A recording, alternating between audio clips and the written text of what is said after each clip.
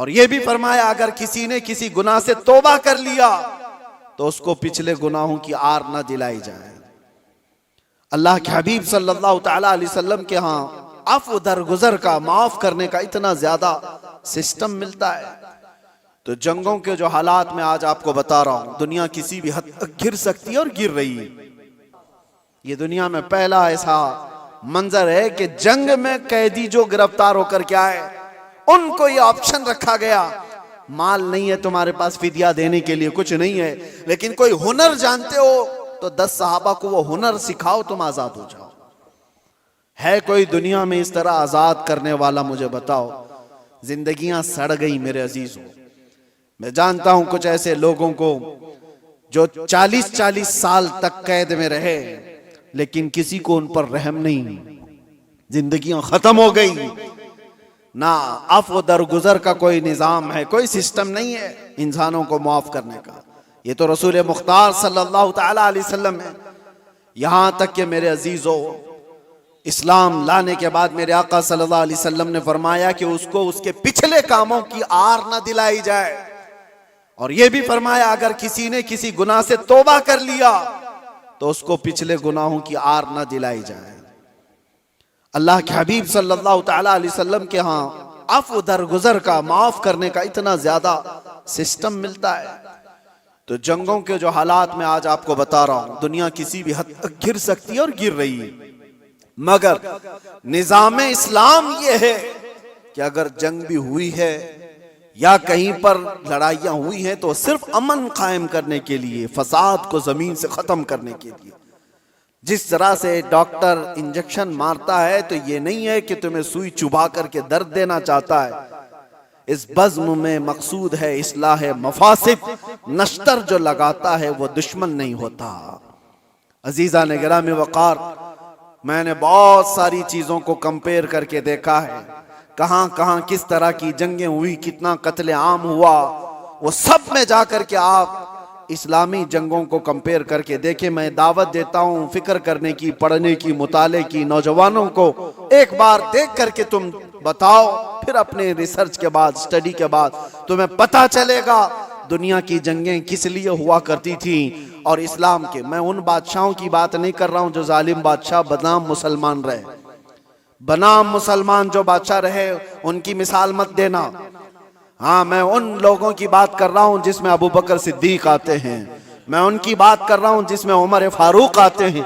मैं उनकी बात कर रहा हूं जिसमें उस्मान गनी और हैदर कर्रार आते हैं। मैं उन लोगों की बात कर रहा हूं जिसमें उमर इब्न अब्दुल अजीज आते हैं रिदवानुल्लाह ताला अलैहि मजमाइन, जिन्होंने रसूलुल्लाह सल्लल्लाहु ताला अलैहि वसल्लम के मुकम्मल मिशन को नाफिज किया है। मैं उनकी बात कर रहा हूं, मिसाल ला करके दिखाओ।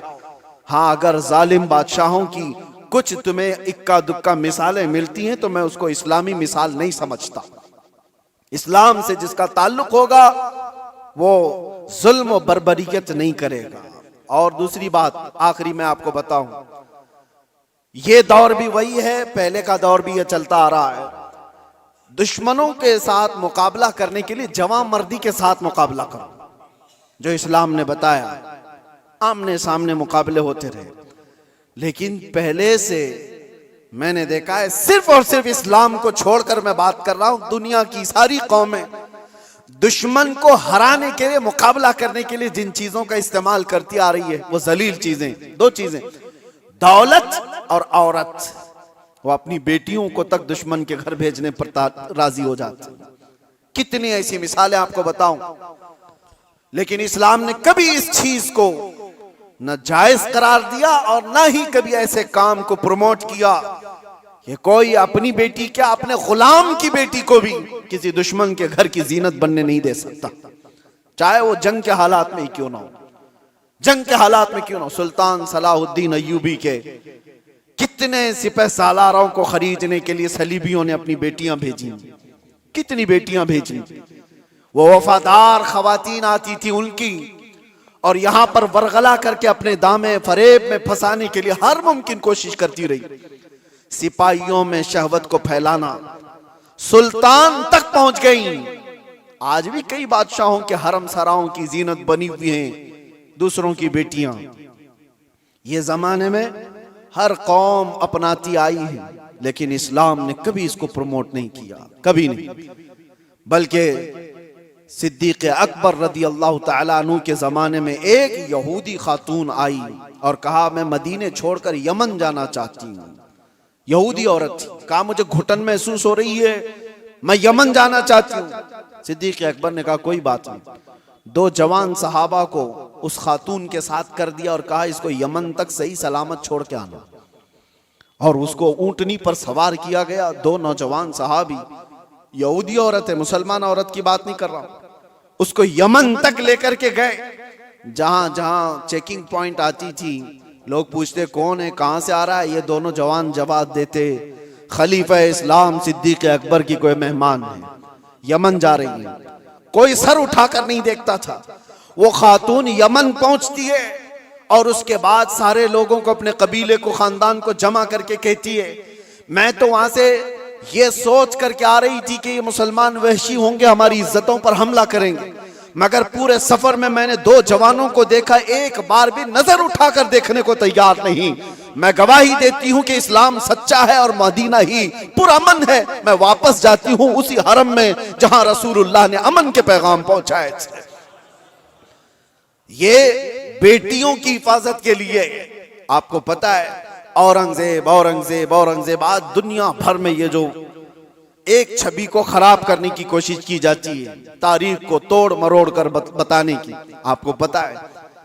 आप तारीख देखें, मैं औरंगजेब की पूरी तारीख बताने के लिए नहीं खड़ा हूं, लेकिन एक चीज मिलती है, बनारस में एक पंडित के घर एक लड़की थी, जवान लड़की, और जब वो जवान हुई तो बनारस में उस वक्त जो गवर्नर था, कोतवाल था शायद, उसका नाम इब्राहिम कुछ था, मुसलमान था, अय्याश किस्म का था। लड़कियों के ऊपर डोरे डालना, उनको पकड़ना, उनको अपने हरम में जीनत बनाना, ये उसके काम थे। अब ये खूबसूरत जवान लड़की पर वो फिदा हो गया, आशिक हो गया, और उसने किसी भी तरह से इस लड़की को हासिल करने के लिए एड़ी चोटी का जोर लगाया। और आखिर में आकर के हुआ ये कि उसके घर के अतराफ हिसार हो जाता था, घेराबंदी। फिर पंडित मजबूर हो गया, अपनी बेटी से कहा कि चलो, जब वो बड़ा आदमी है तो उसके आगे हम लोग कुछ नहीं कर सकते, बेटी तुम चले जाओ, तैयार हो जाओ, वो चाहता है तुमसे शादी करने के लिए। लड़की को इस चीज की बिल्कुल भी रजामंदी नहीं थी। उसने कहा कि मुझे थोड़ा वक्त दे दीजिए। वो एक उस वक्त सवारी लेती बनारस से, तारीख में मौजूद है, और उसने उसी वक्त दिल्ली का सफर इख्तियार किया जहां औरंगजेब आलमगीर जामा मस्जिद में हुआ करते थे।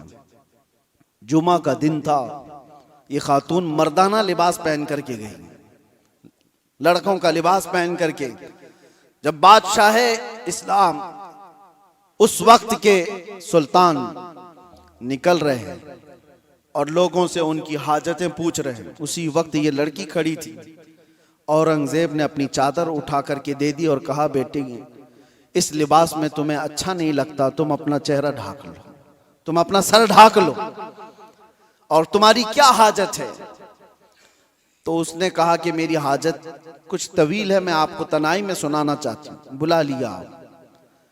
दौलत कदे पर वो खातून आई, जवान लड़की, और उसने वाकया सुना दिया कि आपका भेजा हुआ गवर्नर, आपका भेजा हुआ कोतवाल इस तरह से लड़कियों की इज्जत पर हमला करता है, और मेरे घर पर भी अब उसकी नजर है और मुझे अपनी हरम की जीनत बनाना चाहता है। तो औरंगजेब ने कहा कि ठीक है, वापस जाओ, तुम्हारे बाप से कहो शादी की तैयारियां कर लें। वो लड़की मायूस हो गई, जिस चीज के लिए मैं बनारस से दिल्ली का सफर करके आई थी, बादशाह भी यही कह रहा है, लेकिन एक दिल में हो एक आस थी कि बादशाह ने मुझे बेटी कहकर पुकारा। वापस वो आई, अपने बाप से कहा बादशाह ने तो ये कहा। बाप ने कहा कि बेटा अब कहाँ इंसाफ है, तुम तैयारी कर लो। डोली सज गई और शादी का दिन भी आ गया। वो जालिम अय्याश कोतवाल अपने सिपाहियों समेत इसकी डोली उठाने के लिए आया और रास्ते भर में लोगों पर लुटाते हुए जा रहा था। और जैसे ही बीच रास्ते में पहुंचा, एक फकीर आया और उसको कहा कि मुझे भी कुछ लुटाना चाहते हो?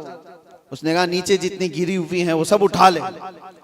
उस फकीर ने उसको बग्गी से नीचे खींच लिया। तो जैसे ही नीचे खींचा, ये कोतवाल जल्लादों से पुकार कर कहा कि कौन फकीर है जो बदतमीजी कर रहा है, तुम सबके सब आ जाओ। फकीर अपना जुब्बा उठाता है तो वह औरंगजेब वहां पर खड़ा है। कहा वालिए हिंदुस्तान आलमगीर तेरे सामने खड़ा है, और क्या तुझे इस काम के लिए इस शहर भेजा गया था कि तू रोज अपने हरम सराओं में नई लड़कियों को जीनत बनाए अपनी बिस्तर का, और उसके बाद उसी वक्त उसकी सारी चीजें छीन ली गई, फिर उसको घोड़े के पैरों पर बांधकर खींचा गया। उस लड़की की बारात जो निकली थी बगैर किसी छूत के, बगैर किसी छुए, इज्जत के साथ डोली को वापस उसके घर पहुंचाया गया और उसको कैद में जल्लादों के हवाले कर दिया गया, कोतवाल को जो जालिम था, अय्याश था। अब जब लड़की बाहर आई तो उसने औरंगजेब से कहा मेरे घर चले। घर आए, या आपको तारीख की सच्चाइयां मैं बता रहा हूं। औरंगजेब ने जाते ही कहा कि मुझे 2 रकात नमाज पढ़ने दे दो।